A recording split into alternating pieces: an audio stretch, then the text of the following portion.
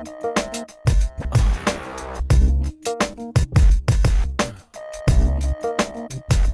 smooth.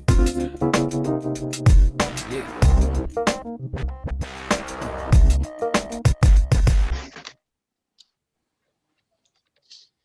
Sup, everybody? Happy 2020. Yes, No, 2021. 2021. Oh my goodness. No, that was not a happy 2020, Rebecca. I am so sorry, but we don't like that year anymore. We're done. Oh, goodness, I hope that wasn't like some kind of omen or something. No. Happy 2021. Let's do that again. Sup, everybody? Happy 2021. Yes, up everybody. Happy 2021. Maybe it's just that whole 2021 or the being hard to believe that we're finally there. Like, I don't know about you guys, but boy, this year with everything, right? Especially with what Teepa was just saying, it just seemed like, gosh, it took forever to get through it. Usually time flies. And you know that old adage, time flies when you're having fun. Well, we certainly did not have fun in 2020. So it took forever to get that thing, to terminate that task so we could move on, right? I mean, geez Louise. Ugh. I will say, though, we had some SUP superstars who talked about how they turned 2020 around and were able to make some gems. So come on, we have to say there's some positive, right? For sure. There's always light that pokes through those dark clouds and gives us that little glimmer of hope or that sunshine that we're looking for. So totally. Yeah, you got to dig through a lot of coal to find the diamonds, though. I'm just saying, that's a lot of sap to find the ambers and a lot of grass to find emeralds. I mean, oh, yikes. It was a lot of work. Well, we are going into 2021.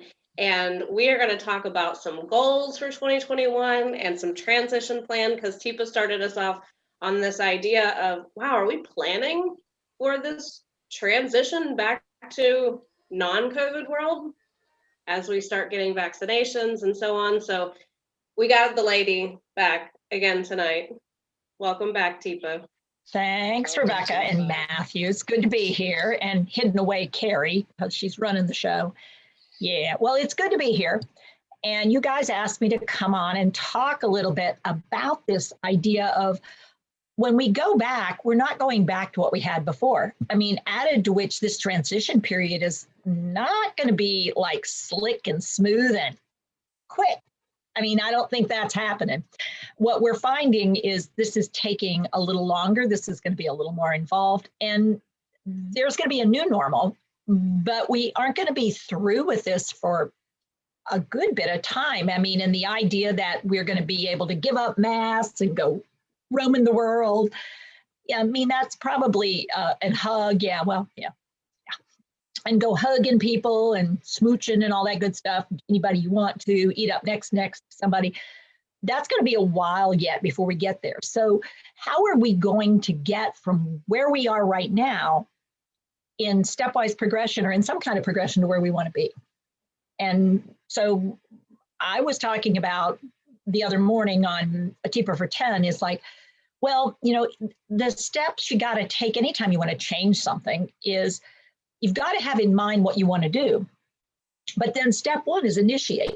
If you don't get started, nothing happens. You've got to get up out of the chair. You've got to, you know, put on your pants. You got to do something. You've got to initiate, you know, and if the person you're working with can initiate, then you got to figure that out too. But for us, each of us, if we want to change something, we are the thing that has to start the change. You got to push the starter, got to pull the cord, whatever it is. You got to do something. Now, once you get it going, you do have to keep it going. You have to participate. So you gotta like, okay, so I got it started, now what? Well, what's the next step? What comes next? What's the sequence? What do you do? And then if you're thinking about, well, what do I do? Hopefully the other side of the coin is who else is involved or what else is involved, because you gotta connect the dots so that this new thing that you initiated and you got started is going somewhere. Otherwise, you're just spinning your wheels. So it's sort of like the difference between using the little foot bike where you just go around and around and around, and you actually get on a bike and you go somewhere, or you get on an exercise bike, but you're like working on numbers of miles or feet or yards or whatever distance you're going. And then now you can look back and go, okay, so now that I'm doing this new thing and it feels like it's starting to come together, what do I need to disconnect from? So we've got this new connection. What do we got to disconnect from? What doesn't fit anymore? What don't I need to be doing anymore? What's not really matching up with this? And then once you figure out what the disconnect is, are you ready to let it go? Are you ready to let it go? It's not really helpful anymore. I don't need it anymore. I'm not using it anymore. And when I say let it go, it's like, well, it's probably going to have to transition somewhere. So how are you going to help it go someplace different so it's not there anymore? Because if it's still there, it's so tempting to go back to that. So that was my 5-step plan for, okay, so how are we going to do this thing? Starting off with really looking at what are some new webinars that I'm going to do? What are some new ones that I want to do? Because I've been doing stuff for a long time, but it doesn't mean I can't initiate something new. So I'm looking at what's my new thing. And then I got to participate in creating, and then I've got to connect it up with what else is going on. Then I've got to figure out what am I going to disconnect from and what am I going to let go of so that I can do this new thing. So that's for me. So we've started a couple little things, but we sort of paused. Where Melanie and Matthew, for example, we connected up with them. They came over and we did some role playing on what would it look like about getting back together after COVID. Out on the deck in the patio, Matthew is role playing the care provider, being my support. Melanie's being my daughter. I don't look that old. Maybe I do. Anyway, we were working on what would that look like if we put that puzzle together. And so initiate, participate, and now we got to connect the dots and get it out to everybody. And then we will disconnect, hopefully, some of the things that people have going on for those reconnections, and they can let it go and have something new to use. And then we've connected it to the community at large, not just our little world. So we're little picture, big picture. So that's my contribution. So Matthew and Rebecca, I'll kick the ball back over your way to see what you choose to do with it at this point. Yeah, and I think that giving us those steps and, that hand, those 5 fingers, we always have such an awesome tool to help us remember a whole lot of things within PAC and giving us those steps, and I'm almost curious, Teepa, because you brought up a really good point about with this whole reinitiating the connection and this role play that you have setting up, and part of that 4th step being something you might have to disconnect from. And I'm curious, is some of that disconnection going to be the expectations of mom's just going to love me and want to be all about me, even though I haven't been around her for a long time, and helping those families with that aspect of it's not going to be that easy. It's not going to be like right before all of this hit. So I'm curious, is that one of those disconnect pieces that we might be looking at as well? That for sure could be a disconnect, Matthew. I think a second type of disconnect might be that Matthew, my helper, is going to feel abandoned by me because I won't want him anymore now that I maybe a second roll out is that I see my daughter again and he's chopped liver. I don't want to be with him. He's the one that sustained me through this whole thing. And yet in that moment, I want nothing more to do with him. I don't want to go back with him. I don't want to go back in the room with him. I want to stay with her. So it could be I don't recognize my daughter, and that's the hard part. Or it could be I don't want him anymore because he kept me here, and now I'm finally out. So I think that we don't know what this is going to be until we do this. And then we have this disconnect and letting things go. It's like, that's the hard part, is I can't actually predict exactly what it's going to be until I get started. And so there's always the oops and the valley before we can really understand what we're going to have to let go of and disconnect from. Maybe she won't know my name anymore. Maybe the things she used to love to look at, she's not interested in at all. Maybe she asked for somebody who's also died since then. Maybe she won't stay out on the porch long enough. Maybe the progression is so significant. When I look at her, I have a really hard time finding her.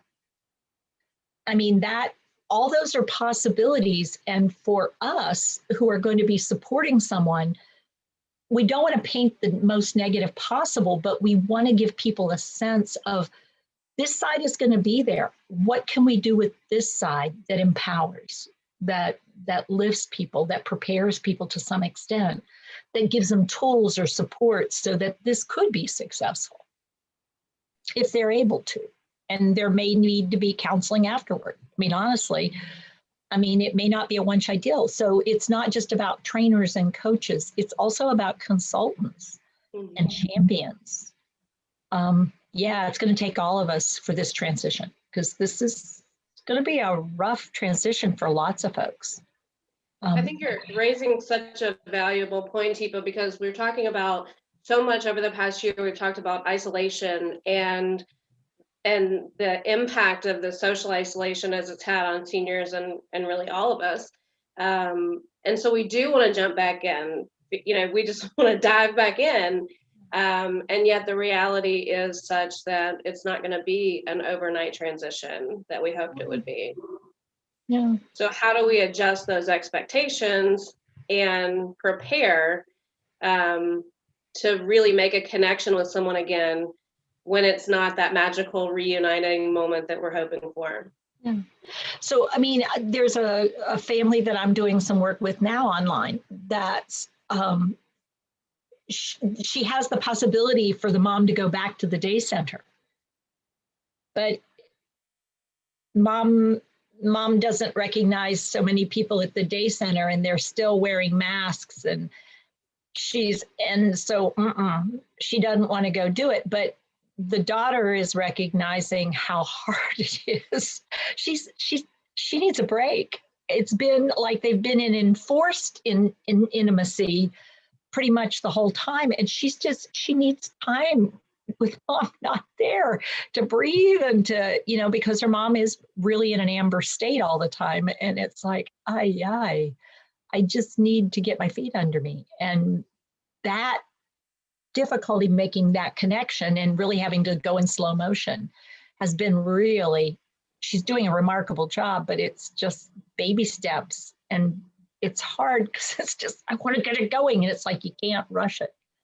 So you bring up that point of, and I was thinking about people that have loved ones in facilities, but also, so we either have that isolation piece or the other extreme, which is we've been forced to be just like this and so now how do I actually reach out for services and start building the team again? It had to kind of be a one-on-one situation, maybe if you had a loved one at home. But as we start seeing day programs open and we start feel comfortable having people come to the house again, is that something that you think will be a barrier for families to actually be open to that again? We're already I'm seeing that in, I'm too nervous to have people come in. I don't know. I don't think she'll accept them. And we're back at that place where we've been before, where I don't think she'll accept them. And it's like, oh, we've got to work through that again, because that barrier's back up. And it was induced by fear and isolation, but now we're back again. And it's like, so you're not sure about her. How are you feeling about it? Oh, well, I could really use the help. Okay, so tell me more about that. Well, I just don't think she's going to be open to it. And it's like, okay, So now we've got to look at our initiation, participation, connection. I mean, and it's for us, it's got to be baby steps too. Well, how about if we try just me visiting you and not her? Oh, well, I hadn't even thought of that. I mean, and it's just opening up those opportunities again, because it's been overwhelming. And depression and anxiety isn't just for people living with dementia. I mean, the estimates are pretty high in the general population. Yeah, and that piece of, especially in this beginning, where those skilled parts are, those skilled fingers, Mhm. looking at too, helping all of those involved with that level of awareness. And for some, it's going to be bringing them back to that level of awareness of what they need to do and moving forward. For others, they've never had that awareness before. Mhm. And it's that giving them that awareness of these latter pieces of, okay, I need to be prepared. I need to be flexible. I need to know that there are many different outcomes here and be ready for that, and how important that is, but yet at the same time, how hard it is to help people get that level of awareness and accepting that they have to be flexible and it's not going to be the way they want it right off the bat, and things go right back to normal. And wow, this is hard. This is really hard. We'd hoped it'd be easier, and it isn't. And I hate it for you. I mean, that shouldn't have happened in the first place. And now it's just, here we go again, huh? Yes, this is a rough road. Exactly. Yeah. And the vaccine, some of those people having the expectation, well, once everybody's vaccinated, right, that's it, we're done, we're good, we can go right back. Yeah, throw no more, we go back to normal, it's okay, now we can do this. But it's not. And the different pieces of the puzzle now coming into play of changed viruses or a variant, and what will that bring, and how will the government react to that, and how will they make facilities or other places react to that, and where those things go. There's just so many unknowns, and that skill of being aware is going to be so important. So definitely with the certified community out there trying to support, I don't know, what do you think, Teepa? Is that one of the big things that we really need to look towards, is helping with that level of awareness, that flexibility? And I think baby bites. I think we really need to think in terms of baby bites. And any change is a celebration. I mean, baby bites and celebration. And one connection is one more connection than we had before. So really thinking in short windows of time, in small numbers of people, in short interactions, in expectations that are small, and then let's celebrate. In checking in with how are people doing and accepting where they are, and still looking for two things that maybe aren't as bad as they could be and one you want to work on, but really keeping it little, because it won't take much to overwhelm. And when people get overwhelmed, we'll get fright, flight, fight, hide, and seek. And we know that that's a human brain in distress. Yeah. So you're talking about those baby steps, and that's such a good point of that we can't just change everything tomorrow. And last week on our final episode of SUP for 2020, we asked the folks that were on to share a word or a phrase to kind of describe what they were hoping for in this coming year. So Carrie's going to share that. And while we look at it, I'm going to be curious to ask the rest of our mentors that are here, what are you noticing here, and how does that relate with all this that Teepa's talking about? Because you all are in different arenas. So how do you see, ooh, isn't that pretty? Nice work, Carrie. So thinking about your arena, where are you going to take some baby steps as we transition, hopefully, to a new normal, or back to a less of what we've experienced over 2020? What are some baby steps you're thinking? So why don't we I'm going to ask you guys to share kind of what your arena is, how you serve folks who are living with brain change. And we'll start with that, and then we can talk into some of those baby steps that maybe you're coming up with. So Matthew, Melanie, I want to start.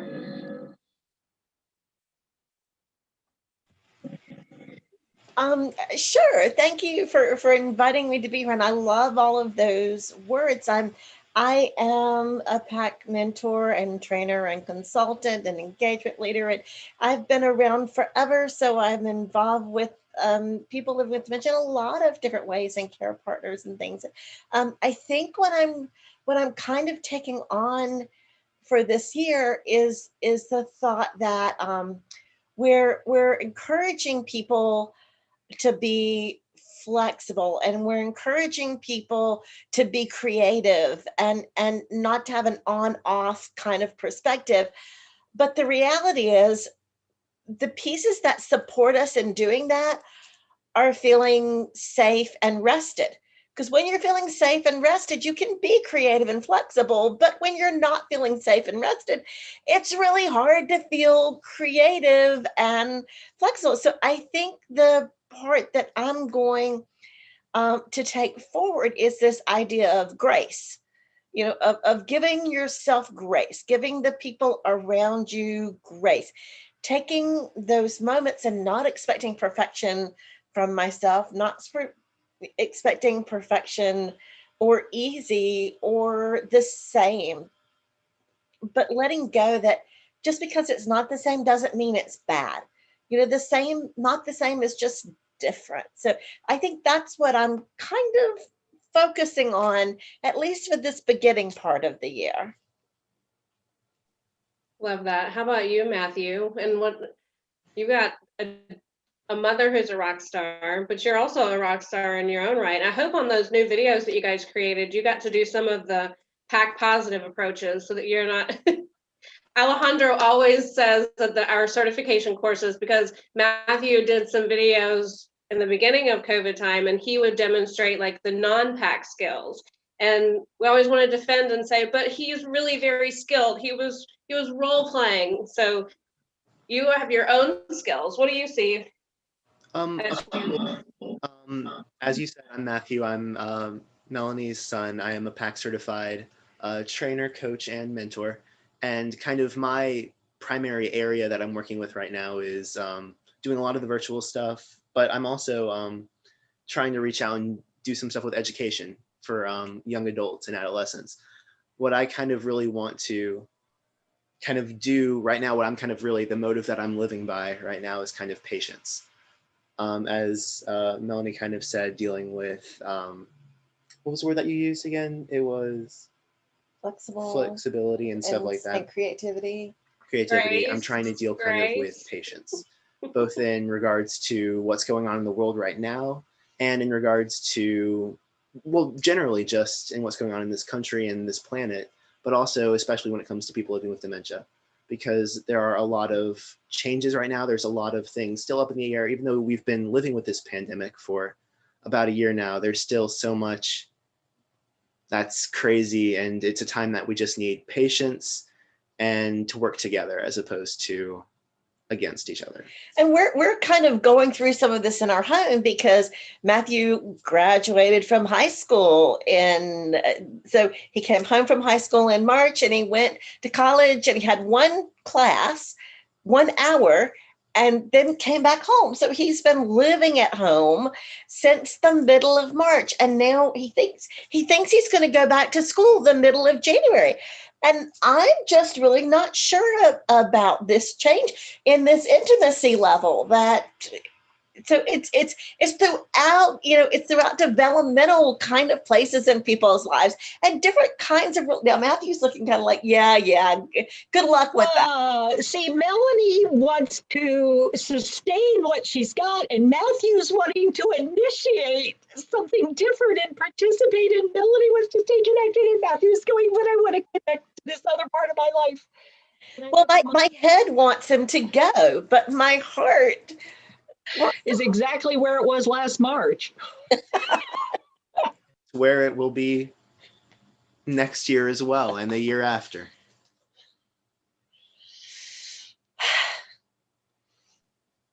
So Catherine, you shifted a lot over 2020 because you were out doing a lot of private certifications, and whew, you've shifted and you've been a rock star with your Live at 5 and all the virtual stuff that you've done. What are you thinking as these baby bites? Yeah. Yeah. So as a mentor and trainer with PAC, I was on the road pretty much for 20, what the forecast was through July, beginning of last year of 2020. I was going to be on the road almost every week, delivering services, skills, and certifications and such. So I was in a lot of relationships, and I was doing a lot with organizations, revisiting, going back, doing certifications, doing skills days, really building relationships that were lasting and growing and developing.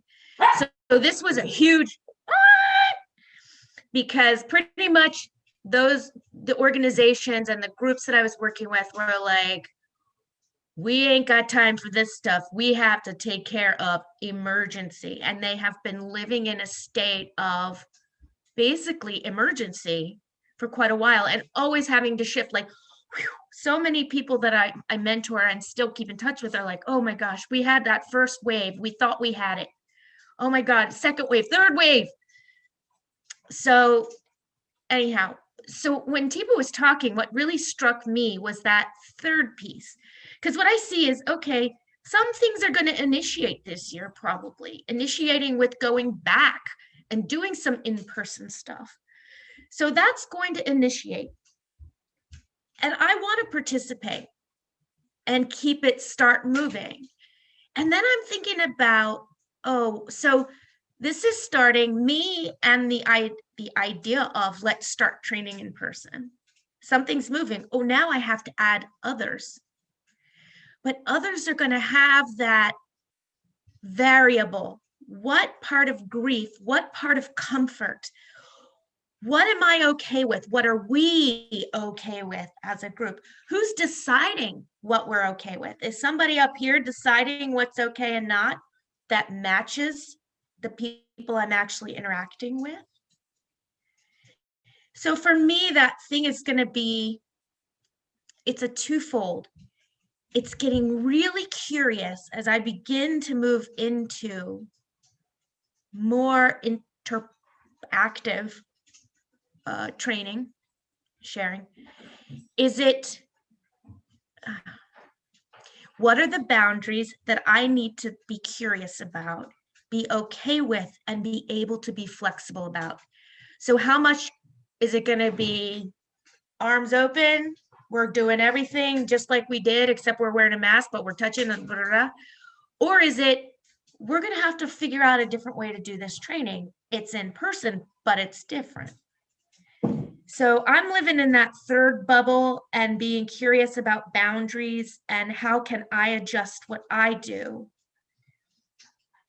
to make the best support to continue to move this forward, this work forward, to this awareness, knowledge, and skill building forward, because it will never be the same.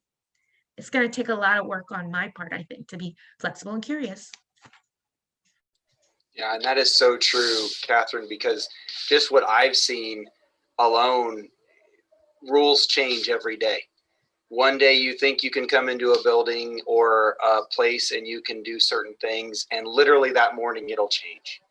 Or you'll expect that you should be able to go in there, but maybe because you were somewhere else that had cases, well, now you can't go in that building. You're not allowed in there now because they changed it. And so being curious, being ready to accept whatever changes, because going into different places and doing this in-person thing is not going to be exactly the same in every place, and being prepared for that. Yeah, and I think too, I know this is a little bit more complicated, but it's when you think about larger organizations and community living, there are decision makers, and it's how can I fit in with, there's the people up here making decisions for multitudes of people, whether it's the care partners, the people living with dementia, for the families. How can I bridge somewhere in there to meet the life likes and wants and needs in between the cracks. You know, what can I do? What skills can I bring to the table that go beyond just this sort of surface blanket? Yeah, and so and then taking that, Pretty looking, intense. yeah, oh my gosh, yes, super intense, and looking at as well this part of, okay, so now maybe pulling back into some of those folks out there who are doing some of these things with their own business, and taking what they had rolling before and now trying to make these changes and doing so potentially on their own or maybe with some support depending on how much is within their business. And so Dawn, I'm curious, I know you've been out there, you have your own things going, you've been pretty busy too. You had a book, you had so many awesome things. I'm curious, what's that one word that you're looking at within that graph, and how that's going to lead you into what you do out there, helping support all these folks? Thank you. So yeah, for me, I mean, I have a lot of different things on the go, and you know, I have my own stuff, and I have that's supporting families and companies that are looking to now have programs, and facilities that are doing training. So I'm using consulting, my coaching, I'm using all that wonderful stuff. But as we're moving forward now, and I'm a big lover of change, so the word that I would say is joyful or blissful, because I think a lot of really cool things did happen because of COVID. You look at the opportunities that PAC has had in being able to do so many amazing things in that virtual. So, I mean, I'm heart first, and I want to hug, and I just want to get in there and be with people. And for me, I had to make a shift and figure out how am I going to feel okay with my connections online. And so what I'm really liking for moving forward and shifting through 2021 is I've been getting a lot of research. And I've had some people say, I don't know if I want to do this anymore. We have not been able to train at all in 2020, and there's a lot on my plate, and I just want to, I'm out. And so I'm really looking forward to partnering.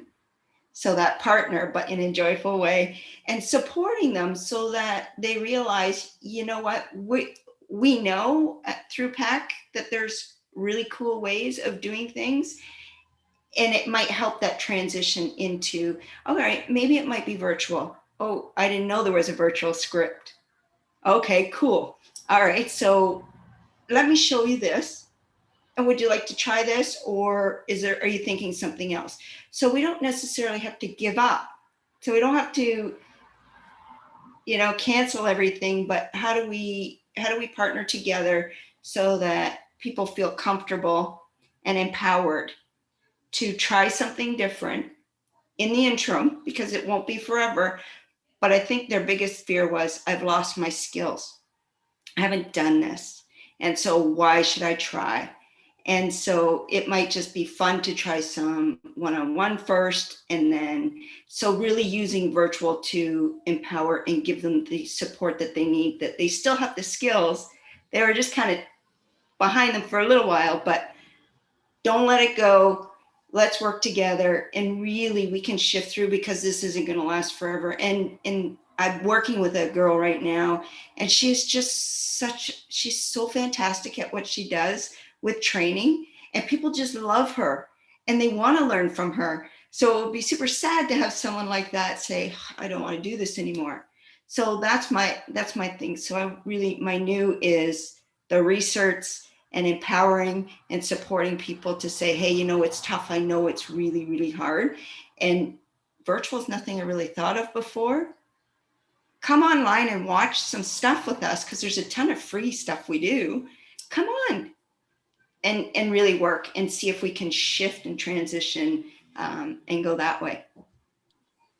Yeah, I love that. And to kind of like top that off with the cherry, Dawn, that open practice time on Fridays. Mm-hmm. For all of those folks out there who are feeling like that, feeling kind of defeated because that in-person piece is gone. right now and could potentially be gone for a while longer, but uncomfortable about that virtual part of it. That's where they could really go in and they can practice those skills in a safe environment that's going to be supportive, just like what Dawn is saying, what she gives all those folks out there. And so we'll try to get that link up there for you guys out there so you can see where that is for anybody feeling the same way, because I'm sure quite a few folks, like nail on the hit. I mean, boom, right? You know, when you've been so used to doing it a certain way and now it had to change so fast. But yeah, that is so awesome.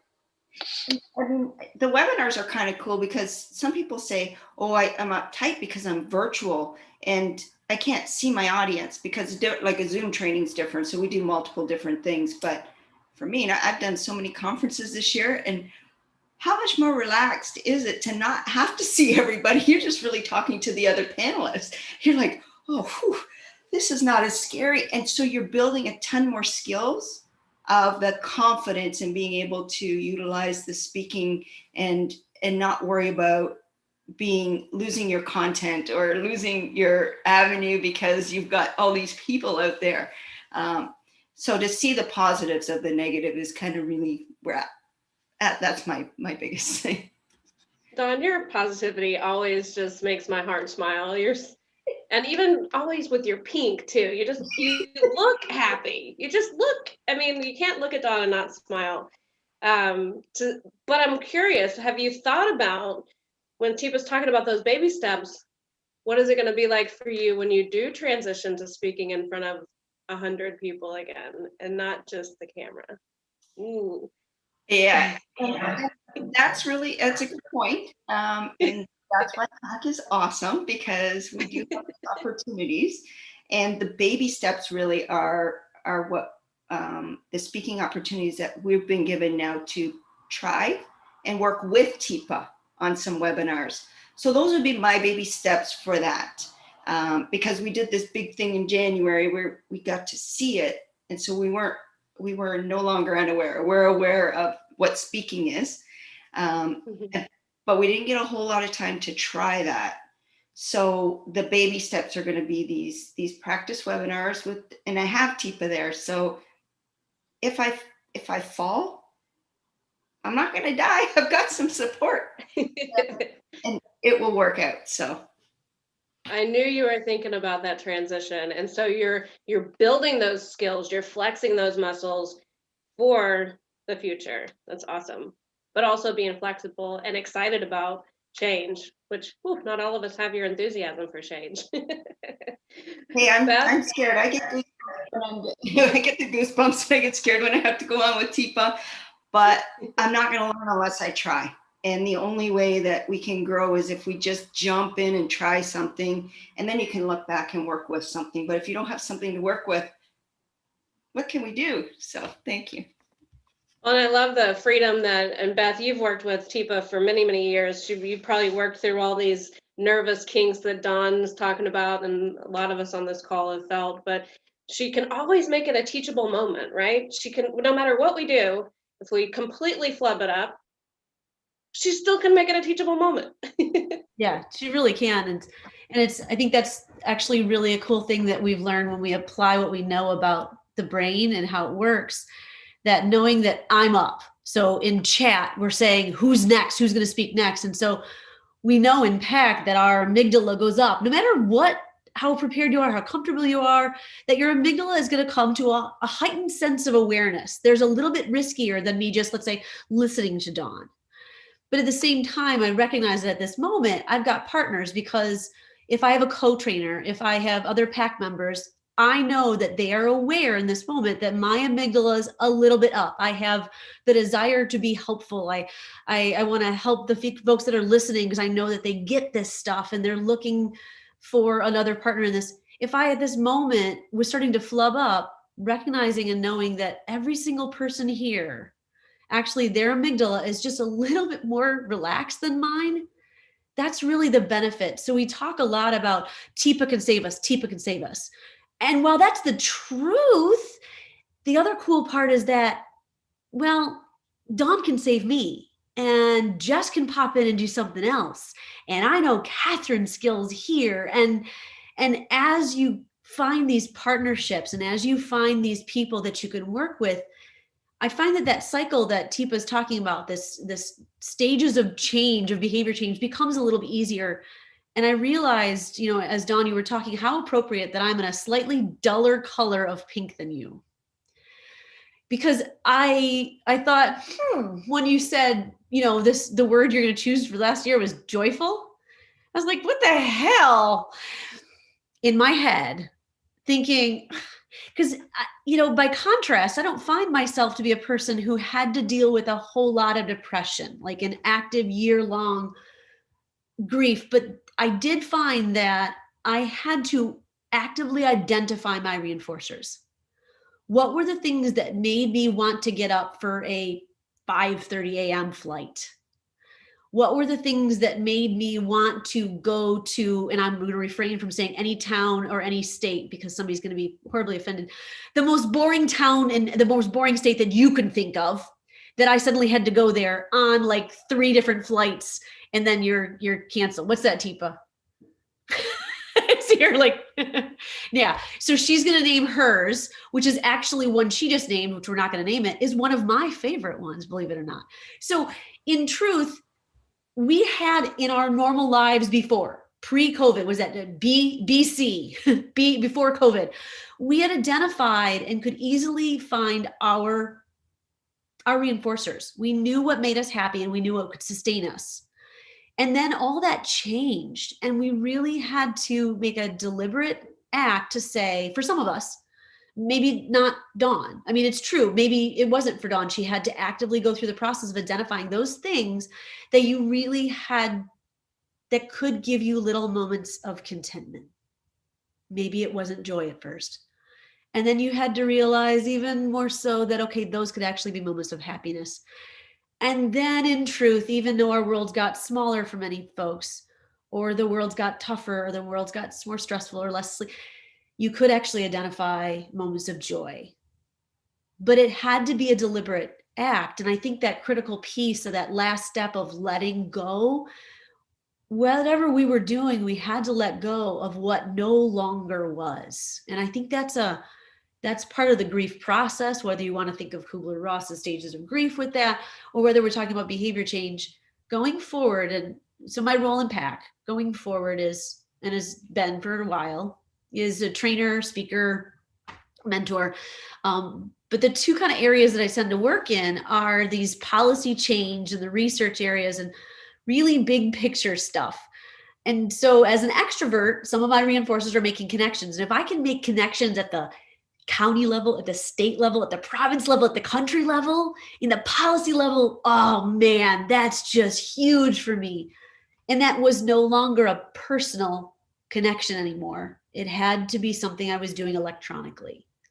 So I guess going forward, I've got to move from that place of having to actively identify my reinforcers to maybe starting to think about in 2021, no matter where we go, that it's not just about identifying my own reinforcers, but it really is trying to identify how I was able to do that, taking the lead from Dawn to figure out why she was joyful.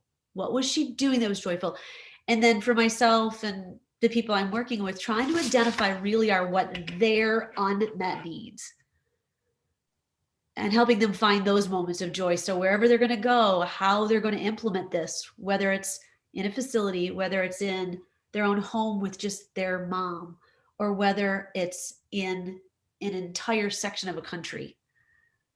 Trying to identify for them what's going to give them a reinforcer, because none of us can sustain without moments of pleasure. And we've seen a lot of people not just shrivel up, but actually die this year because of those lack of reinforcers. So that's going to be a big focus for me. So it's interesting, Beth, you're talking about policy and change and really this big picture. And one of our rock stars on this call is just really, I bet she doesn't even, that sounds so boring, because this person is a rock star with people living with dementia. Yes, Catherine is doing, and this just has like transformed how we do hand in their hand by ourselves, because having worked with folks, like hands-on, that is her passion. And yet that's had to change, Jess. So you've said, well, I can't show this hand under hand thing in person. So you have Macho, and then you went from Macho to, what's Macho? Is it Macho's mom? Aunt Betty. Aunt Betty. Aunt Betty. So, I mean, is Aunt Betty there with you tonight? She is. Oh, yeah.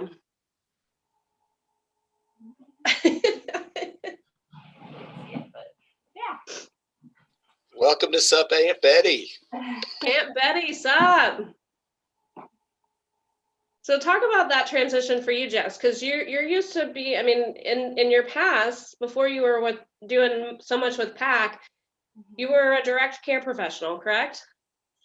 Yeah, so my background is definitely direct care.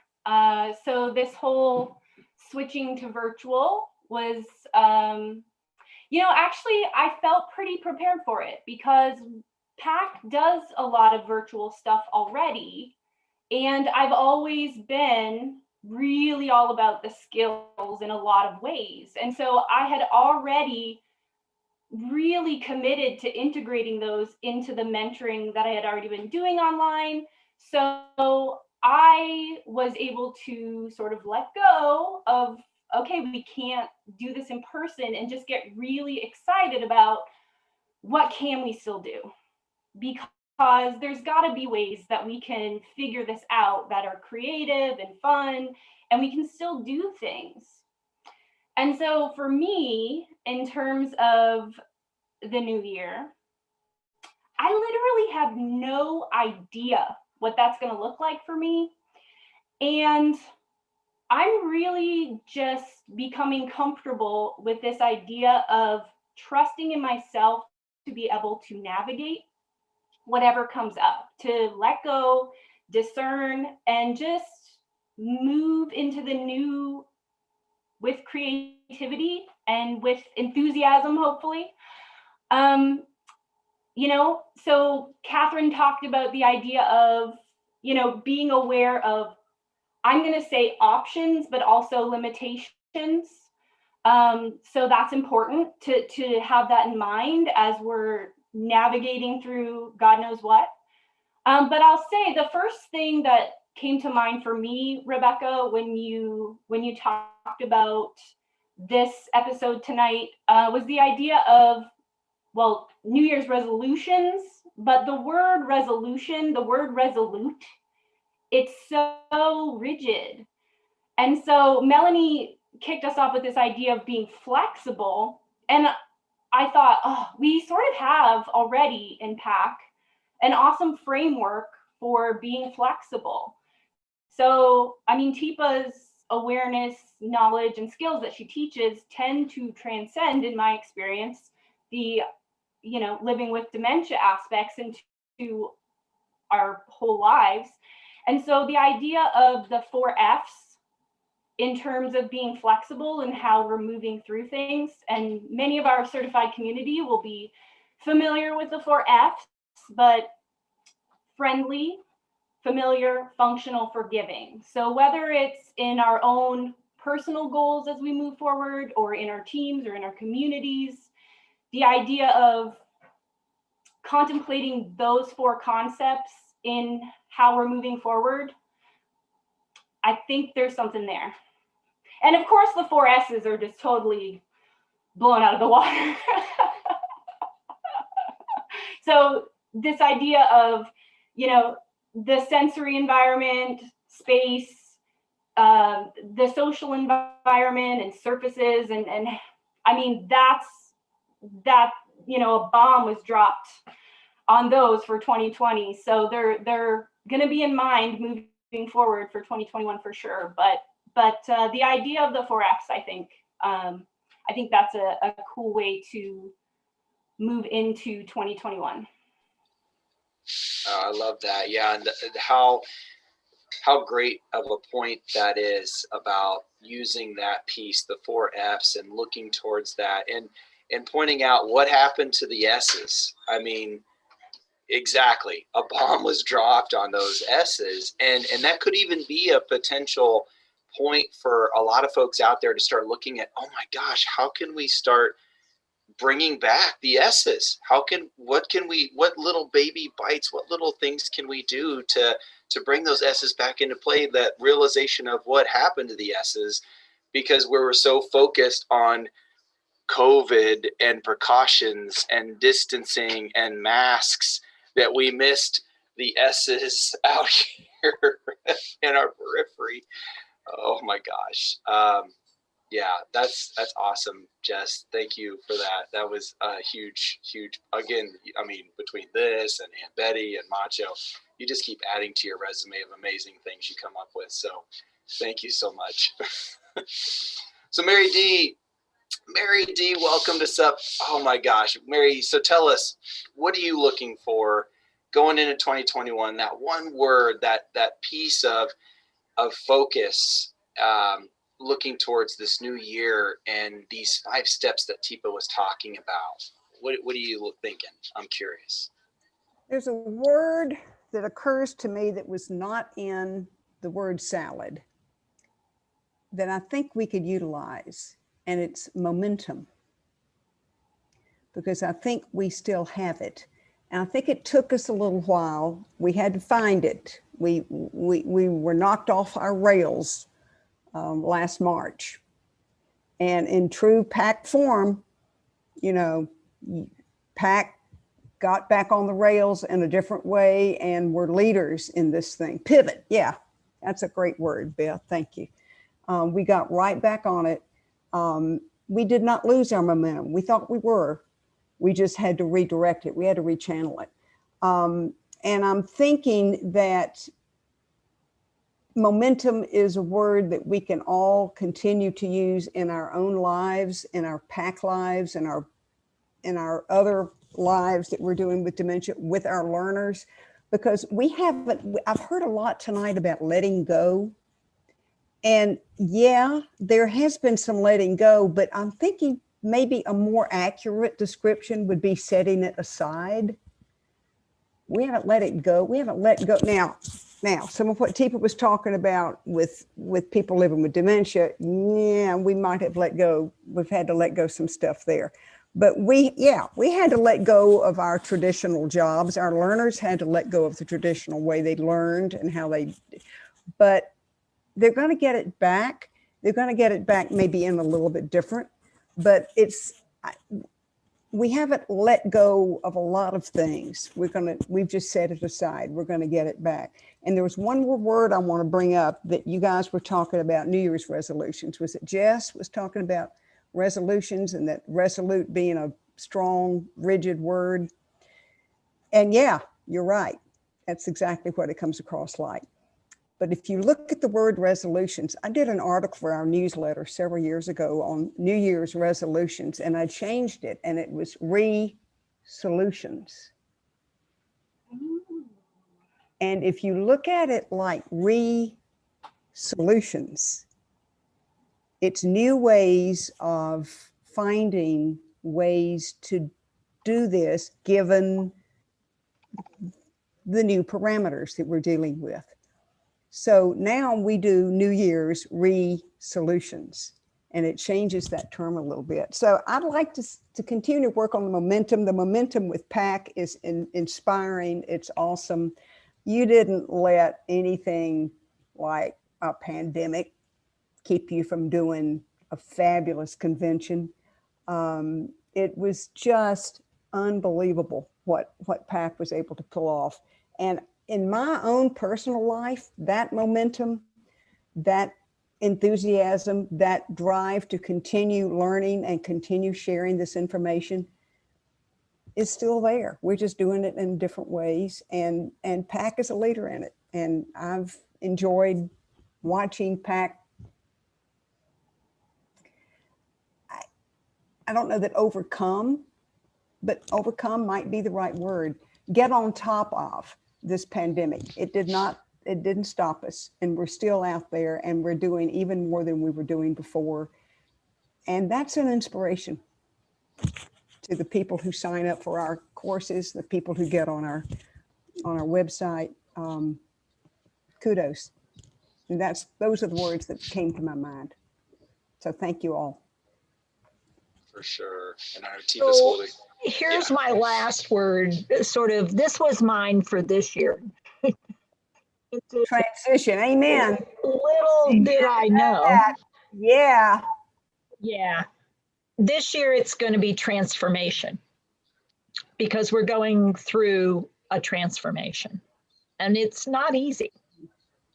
It's a rebirth. I think what we're going to be seeing is a rebirth of care, a rebirth of connection. I think we're rebirthing. And it's going to be maybe a long pregnancy here, but we're working on it. And it's going to come through. We just got to figure out that labor and delivery. I think we have a nurse stand by. So it's all of us together that are going to help this happen. Yeah, and I love that. That is that transformation. And you're bringing up the idea or the kind of the picture in our minds of a pregnancy, right? And the transformation. And for me, as soon as you said that, I'm thinking the caterpillar eating away. Well, eventually and you'll have this again, Matthew. Yeah. Talk about letting go, right? Having to let go of things that are identifying.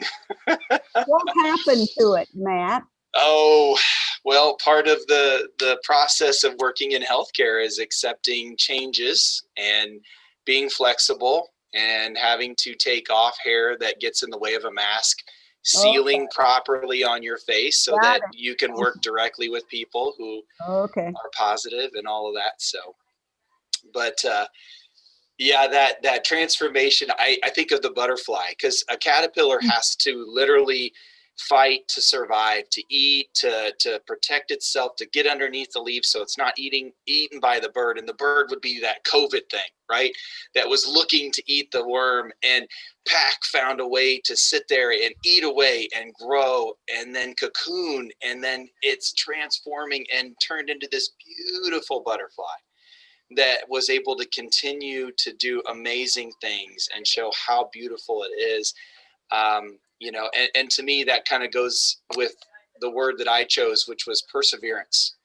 No matter what happens, no matter what comes our way, no matter what knocks us down, it's that willingness to want to give care and to help those, and getting ourselves back up, dusting ourselves off, and persevering, continuing forward, whether it's finding a crack to make it through that crack or around the boundaries that were put in front of us. That, I feel like, to me, is what I've seen so much with PAC and a lot of people out there. A lot of people have had to do that. They've had to persevere. They couldn't just stop and be like, okay, I give up, you win. So you guys are awesome. Thank you so much. We were looking for this pep talk, and we brought Teepa on, and I even jokingly said to Teepa, we need the rally speech from the general. We need the rally speech, and we're bringing the mentors on so they can add to that rally speech and rally our certified community and folks out there who are trying to deliver care with care, because we know that's such a huge thing with PAC.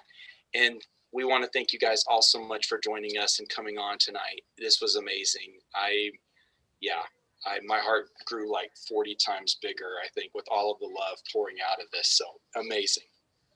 You're going to need another size larger, Matthew.